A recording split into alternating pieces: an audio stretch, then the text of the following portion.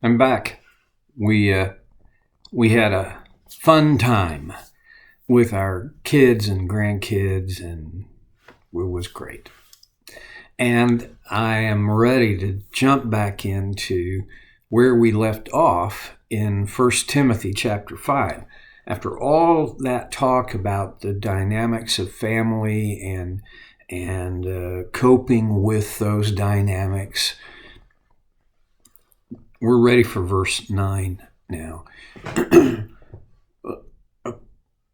I know you know this, but I want to go back to it just to make sure it's worth us going back to and reflect on the fact that widows in Paul's day, in century 1, lived a more or less hopeless life.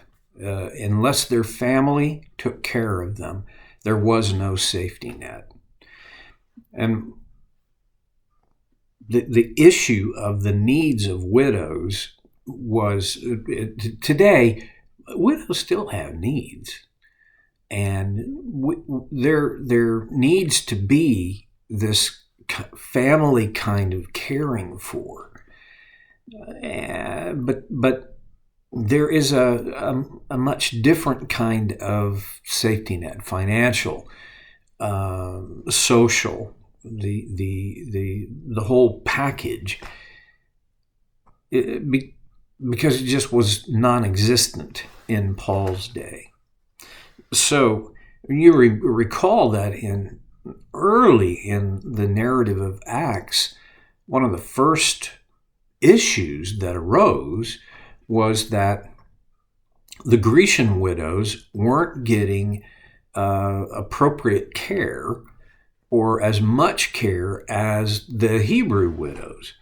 And so the apostles and the leaders of the church, the first church in Jerusalem, set out to address that, and they did so by selecting men of high integrity, deep spirituality, men whose lives demonstrated how sold out to Jesus they were. And anyway, they set out to create a system that would care for, so that the church could care for the needs of the widows.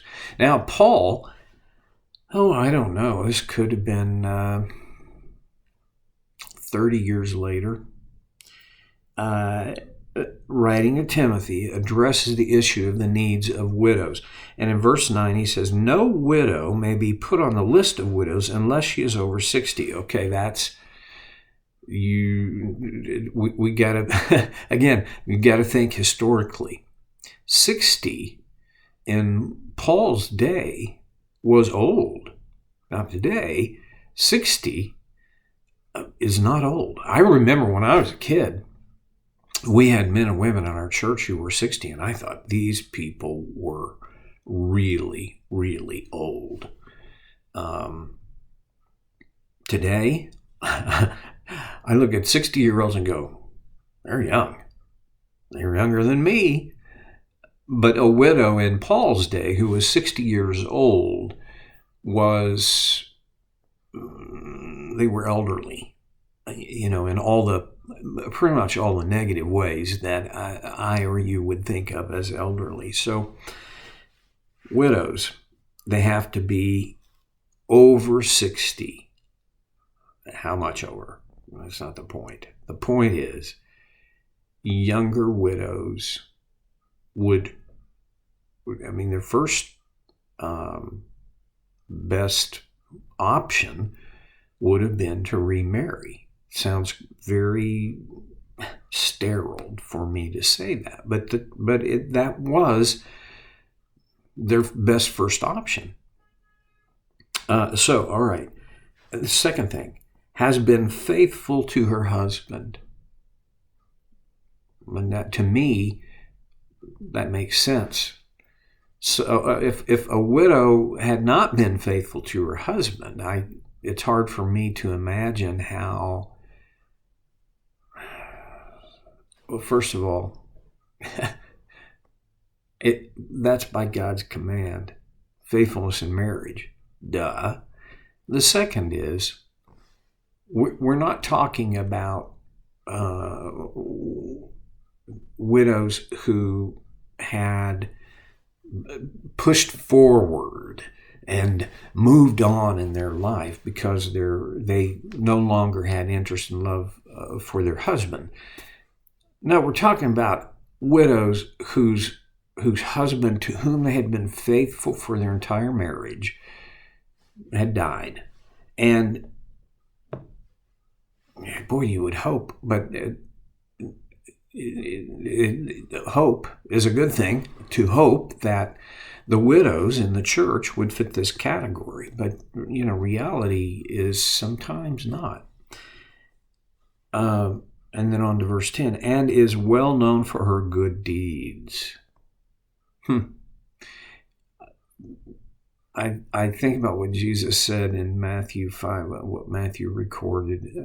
This was in what we think and call his Sermon on the Mount, where he said, let your light so shine before men that they will see your good deeds and glorify your Father who is in heaven.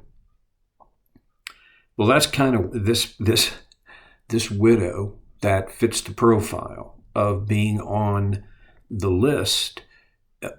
That was her lifestyle. She was known for good deeds.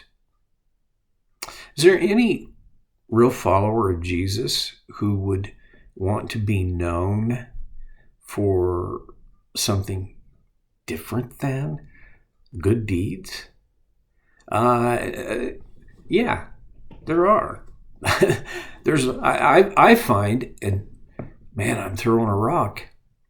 I find there are some very high profile followers of Jesus, those who claim to be followers of Jesus, who seem to be much more known for their words than for their deeds. I struggle with this myself.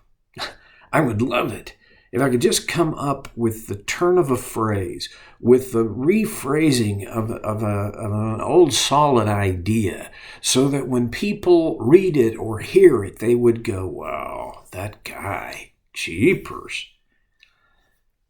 It's not wrong to think in those terms. Good words are good. But Paul, this is not just for widows, this is for all of us. I want to be known for my good deeds.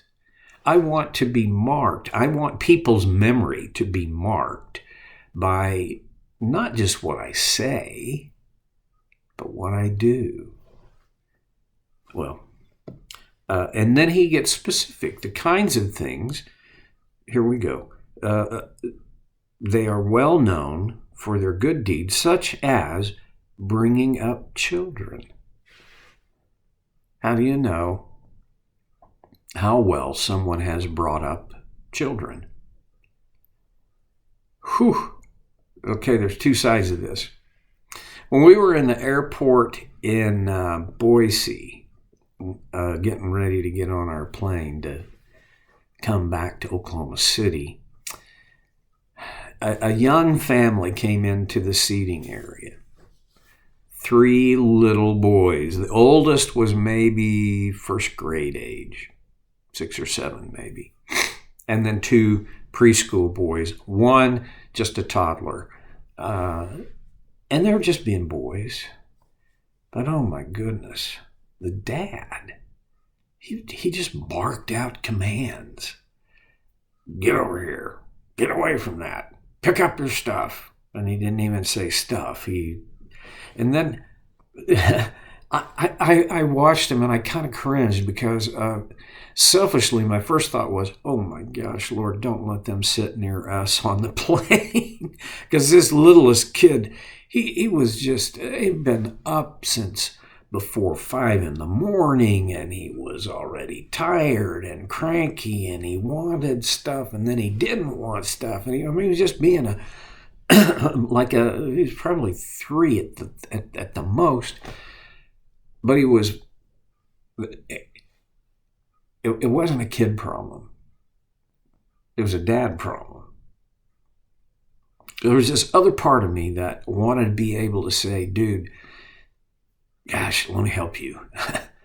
You're going to have to get up off your backside and you're going to have to go to the kid.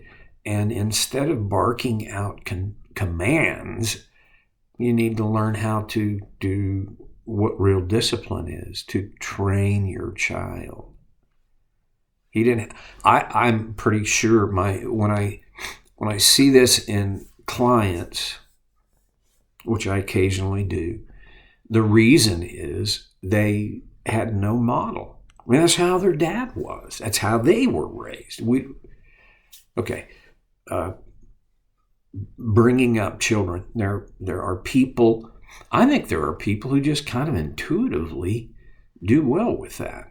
They're a tiny little percentage of the population, but there are those people. And then there are other people who have sought out training and are being sensitive to God's design, who pay attention to their own heart. These people have learned how to bring up their children. Their kids aren't perfect. No kid is. And they're not perfect. No parent is. But they bring up their kids well. Now, I'm not going to be able to identify these people by a brief encounter with them at the airport. Almost everybody's going to have a day when they are at their wits' end. I mean, they are on their last nerve. So, I should give the benefit of the doubt to this couple. And the mom seemed way more in control, but she also seemed resigned to the fact that this was all going to happen, and she didn't get any control. And I mean, it was a sad kind of picture. Well, okay, here's when you know if somebody has raised their kids well. There are stages of development where it doesn't look like the kids are doing great. And they may not be doing great, but the point of that stage, that process of maturation and development, is that they become more mature over a process over time. And so you almost don't know if you've raised your kid well until they're no longer a kid. These are the kinds of people that Paul said, these widows, one of the marks of their good deeds was that they'd raised their kids well. They had done a good job of raising their kids. Now, I can go on this, but I'm going to try to hold myself back a little bit. First of all, when you raise kids, there is direct instruction. I can't get more than just a click away from the fact that to raise a good kid, you've got to learn how to discipline them well. They have to learn through discipline how to conduct themselves well in a world that has all kinds of opportunities to do the wrong thing. You do that through direct instruction, and you do it through example. This is a very poor paraphrase of something I heard a long time ago that I thought it stuck with me. Kids almost never remember what you say, but they almost never forget what you did. Just as a case. They bring up children as part of the good deeds that they're known for. I would love it if when people see our three daughters, who, by the way, holy smokes, just spent most of a week with our middle daughter, Katie, and I am out of words for how thankful and proud I am for how she has chosen to live her life and invest herself in her kids and her husband and her family and home. Wow. But I would love it when people see any of our three daughters or all of our three daughters and go, wow, they must have had great parents. Anyway, and then he goes on to say, bringing up children and showing hospitality. This is interesting to me. This is an interesting little piece. Hospitality, there is such a thing as the spiritual gift of hospitality. Our youngest daughter has this. Nothing makes her more happy, contented, fulfilled than hosting people in their home. It's just natural for them. It's unnatural for them to not have somebody else in their house with them. That's the gift of hospitality. And then there is the practice of hospitality that the rest of us have to somehow make a way for.